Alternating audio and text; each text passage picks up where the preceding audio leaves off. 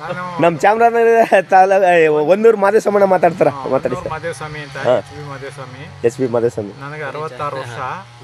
ನಾನು ನಂಜುಂಡಸ್ವಾಮಿ ಜೊತೆಲಿ ಸುಂದರೇಶ್ ಜೊತೆಲಿ ಕೆಲಸ ಮಾಡ್ದವ. ಅವರು ಉಸಿರಾಡ್ತಿದ್ರು ಸಂಘಟನೆನ.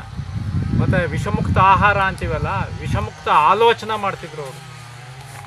ಈಗ ನಾವು ವಿಷಮುಕ್ತ ಆಲೋಚನೆ ಇಲ್ಲ. ಈಗ ರಾಘವ ದಾವಣಗೆರೆ ಅವ ಸಿಕ್ಕನು ನಮಗೆ. ಅವ್ನು ಚೆನ್ನಾಗಿ ಫಾಲೋ ಅಪ್ ಮಾಡ್ತಾನೆ.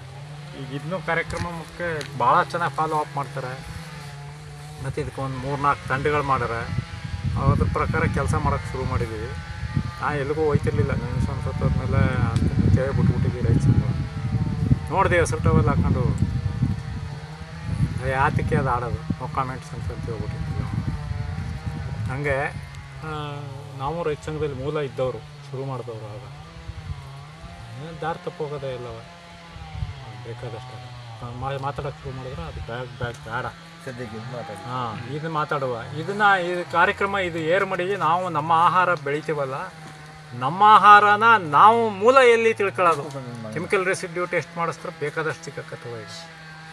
ಈಗ ರಾಸಾಯನಿಕ ಏನದ ಅದ್ರದ್ದು. ಅದಕ್ಕೆ ಈಗ ಅದಕ್ಕೆ ಮಾಡೋಕ್ಕೆ ಇಲ್ಲೇ ಪ್ರಾಪರ್ ಮಾಡ್ಕೊಂಡು ನಮ್ಮ ಆಹಾರನ ನಿಮ್ಮ ಜಮೀನಲ್ಲಿ ನಿಮ್ಮ ಅಗತ್ಯಗಳನ್ನ ಪೂರೈಸ್ಕೊಳ್ಳಿ, ಅದಕ್ಕೆ ಮಾಡ್ತಾಯಿದ್ದೀನಿ.